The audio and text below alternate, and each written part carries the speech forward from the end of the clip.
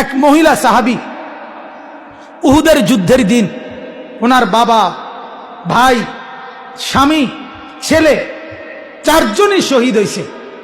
মহিলা বারবার এক কথাই জিজ্ঞাসা করছে, মা বালু মুহাম্মদ, বলো না, ছেলের কথা পরে বলো, বাবার কথা বাদ দাও, স্বামীর কথা বাদ দাও, ভাইয়ের কথা বাদ দাও, বলো আমার নবীর কি খবর। ওই মাকে বলছে, মা, আল্লাহর নবী সুস্থ আছেন, জীবিত আছেন, তবে আহত।